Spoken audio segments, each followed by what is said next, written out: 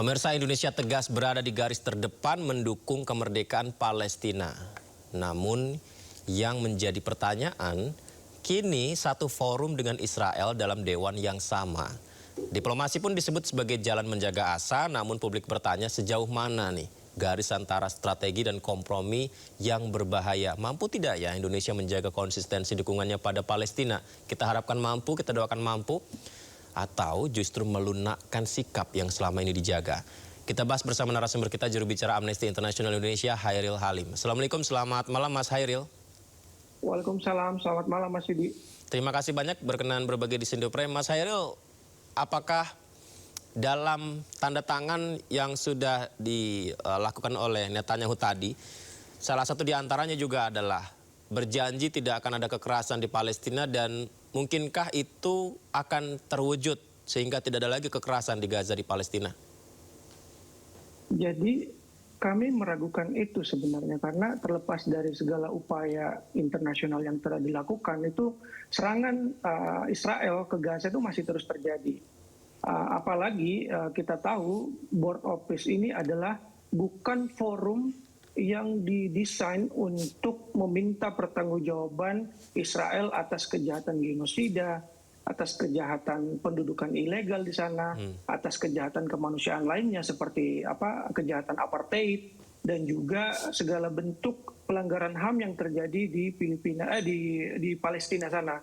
Jadi kami ragu, apalagi harusnya Indonesia itu mengambil langkah multilateral seperti mendukung putusan ICJ untuk mendorong proses hukum terhadap kejahatan genosida maupun segala kejahatan pendudukan ilegal Israel di Palestina sana. Jadi ini adalah forum yang salah untuk bagi perjuangan rakyat Palestina, dan sayangnya pemerintah Indonesia memilih untuk bergabung ke sana, dan sampai saat ini kami juga belum bisa memahami sepenuhnya penjelasan dari pemerintah Indonesia mengapa bergabung dengan Board of Peace ini. Mas, Amnesty berkirim surat ke DPR ya, menyoroti soal bergabungnya Indonesia ke BOP, Board of Peace ini. Apa saja yang digarisbawahi Mas di sana, Mas?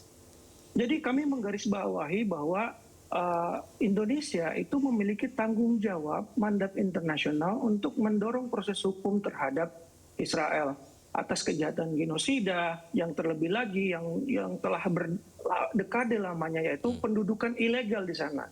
Itu yang harusnya didorong oleh Indonesia.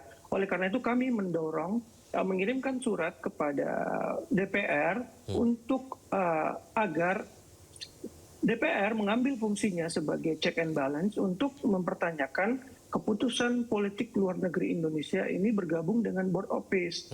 Karena ini keputusan yang penting sesuai dengan mandat konstitusi. Konstitusi kita mengatakan bahwa seharusnya tidak ada lagi penjajahan di atas dunia, dan Indonesia malah ingin duduk satu forum bersama Israel yang melakukan pendudukan ilegal di Palestina. Apakah ini tidak bertentangan dengan konstitusi?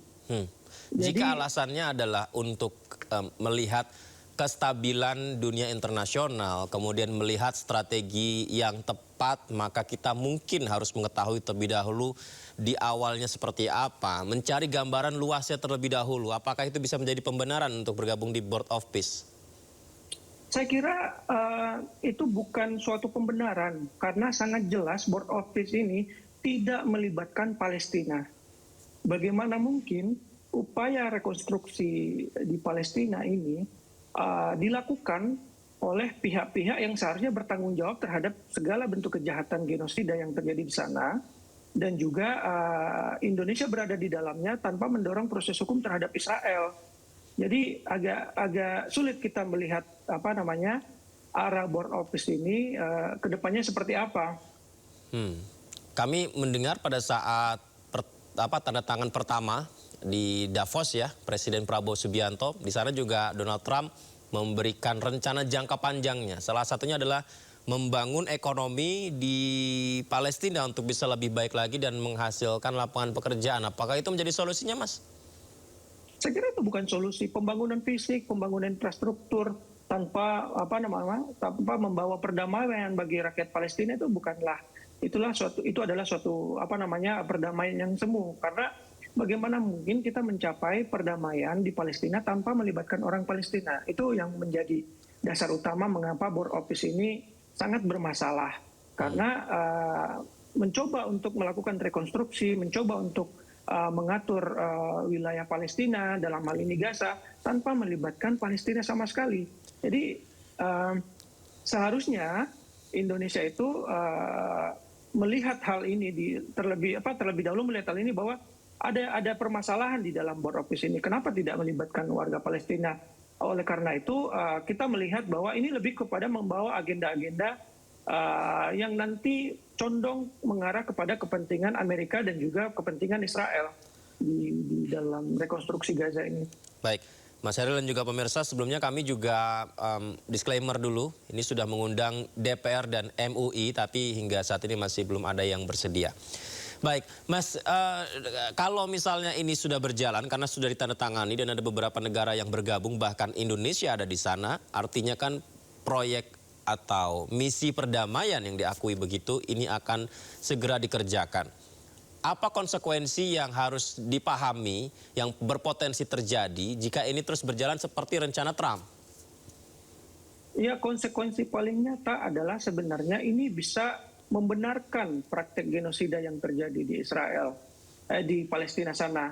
Karena apa? Karena yang seperti yang saya bilang tadi di awal tadi bahwa board office ini sama sekali tidak mendorong adanya upaya hukum terhadap segala kejahatan yang terjadi di Palestina. Jadi ini bisa membenarkan praktik-praktik genosida di sana karena tidak ada upaya hukum terhadap Israel dan juga tidak ada upaya hukum terhadap akar permasalahan yang terjadi di Palestina. Akar permasalahan utamanya sebenarnya pendudukan ilegal Israel di sana, dan entah kenapa kita tidak melihat peran yang kuat dari pemerintah Indonesia untuk mengarah ke sana, tapi malah bergabung dengan dengan board office bentukan Trump ini. Kami juga melihat mengikuti perkembangan di media yang dimana ada berita yang menyatakan bahwa nanti pada saat meeting perdana board office di Amerika ini, Indonesia juga akan menandatangani perjanjian tarif dengan Amerika. Jadi kami sangat khawatir jika kesepakatan untuk bergabung dengan board office ini merupakan bagian dari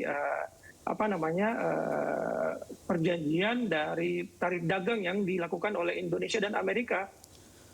Dan itu kami sangat khawatir itu bisa menjadi konteks besarnya, tapi ini yang harus dijelaskan pemerintah Indonesia mengapa meeting perdana board office itu nanti bisa bersamaan dengan penandatanganan perjanjian tarif antara Indonesia dan Amerika. DPR gimana tanggapannya, Mas?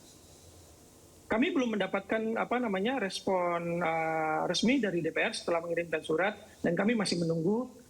Dan kami harap kalau memang DPR ingin mengundang kami rapat dengar pendapat, kami sangat terbuka untuk menjelaskan sikap dan posisi kami dan juga langkah-langkah apa yang seharusnya dilakukan Indonesia untuk memperjuangkan Palestina di tingkat internasional.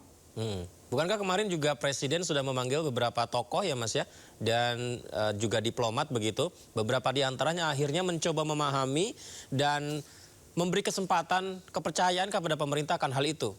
Saya kadang berpikir apakah mungkin akan ada terjadi perdebatan ketika Presiden menyampaikan hal ini, karena sebelumnya tokoh ini ada yang juga menolaknya begitu. Tapi ketika selesainya sepertinya ada alasan yang bisa dipertimbangkan. Apakah Amnesty melihat itu atau sama sekali 0% untuk sebuah alasan untuk gabung di Board of Peace? Kami sebenarnya sikapnya tetap mendukung sistem multilateral yang ada. Jadi dan sedangkan BOP ini, Board of Peace ini di luar dari sistem multilateral yang sudah dibangun. Jadi kami juga sebenarnya heran melihat beberapa tokoh yang awalnya mengkritik keputusan Indonesia untuk bergabung dan akhirnya mencoba untuk memahami atau berubah pikiran, berubah pendapat terkait setelah melakukan pertemuan dengan Presiden. Kalau sikap kami jelas bahwa sistem hukum internasional yang telah dibangun setelah pasca Perang Dunia Kedua ini tetap harus didorong. Itu adalah solusi yang paling realistis untuk memecahkan masalah ini. Memang ada kekurangan di sana, dan oleh karena itulah disitulah peran yang harus dilakukan Indonesia, bukan mencari alternatif yang penuh dengan ambisi personal Donald Trump lewat board office ini.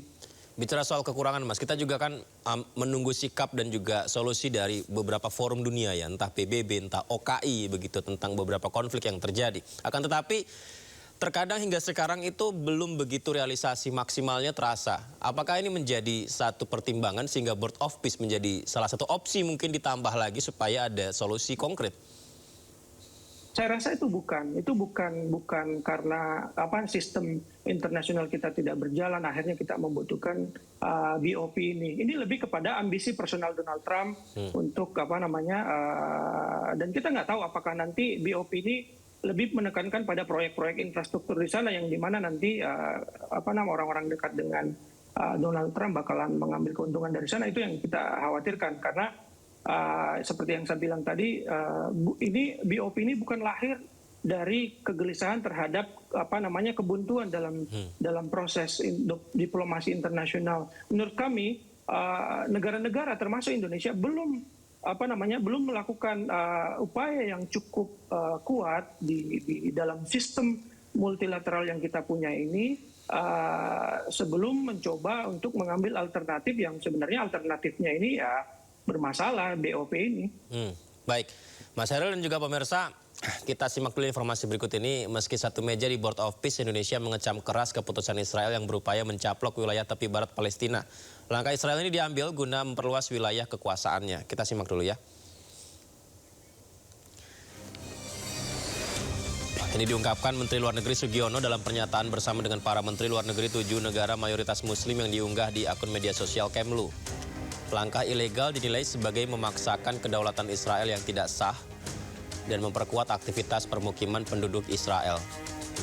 Indonesia dan negara-negara tersebut juga memperingatkan akan bahaya berlanjutnya upaya perluasan kekuasaan Israel secara ilegal lantaran dapat memicu kekerasan serta konflik lebih lanjut lagi. Rupanya, tidak hanya Indonesia dan ketujuh negara tersebut, bahkan Amerika Serikat, PBB, dan Uni Eropa juga mengecam langkah Israel.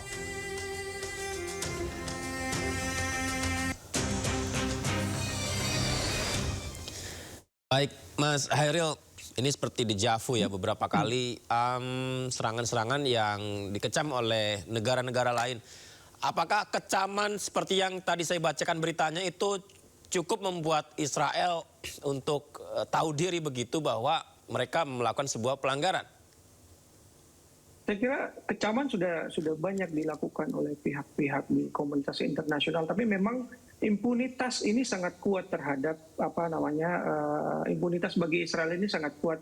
Disinilah permasalahan utamanya. Tidak boleh ada impunitas. Maaf Mas, impunitas itu maksudnya seperti apa Mas Hairil? Impunitas itu adalah suatu pelanggaran yang dilakukan tanpa adanya proses hukum. Jadi disinilah permasalahan utamanya. Adanya impunitas bagi Israel, tidak adanya upaya untuk mendorong proses hukum terhadap Israel. Inilah yang membuat Israel sebenarnya tidak peduli terhadap segala kecaman yang mereka terima. Jadi tanpa adanya proses hukum internasional bagi Israel, ini kejahatan di Gaza akan terus berlangsung. Maukah Mas Hairil untuk memberikan waktu pemerintah dalam hal ini bergabung di Board of Peace, perkembangannya seperti apa ke depan sehingga jangan-jangan ini memang ada solusinya di sana?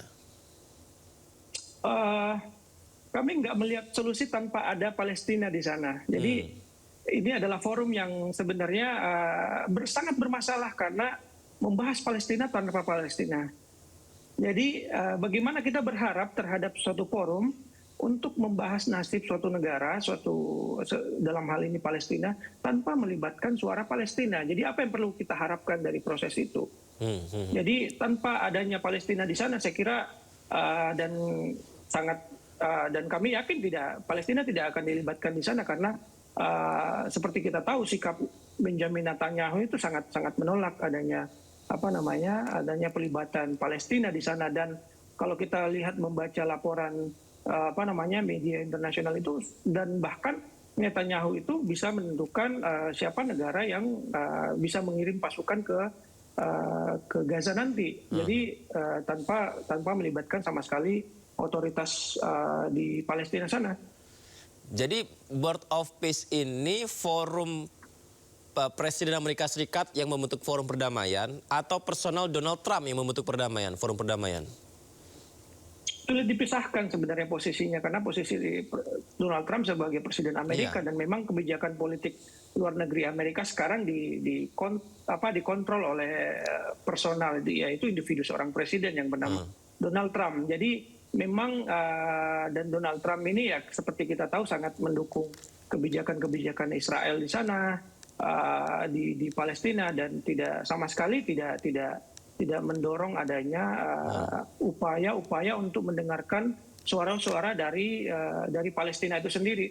Karena kan khawatirnya apabila misalkan kemudian kita mundur begitu, apakah ini akan mengganggu hubungan Indonesia dan Amerika Serikat? Karena sebelumnya sudah join nih. Saya kira tidak begitu berpengaruh kalau memang Indonesia memutuskan untuk meninjau ulang keputusannya tersebut, asalkan itu didasarkan pada pertimbangan bahwa kami menghormati upaya sistem internasional yang ada, oleh karena itu kita menarik diri dan juga fokus untuk melakukan upaya diplomasi internasional lewat forum-forum multilateral yang sudah ada. Salah satunya yang mendorong proses hukum terhadap Israel di ICJ. Baik, Mas Hairul, kita doakan kedaulatan untuk Palestina, kesejahteraan untuk Palestina dan juga kesejahteraan untuk rakyat Indonesia juga ya. Terima kasih Mas Hairul sudah berbagi bersama kami. Sehat selalu Mas Hairul. Assalamualaikum. Selamat malam. Waalaikumsalam.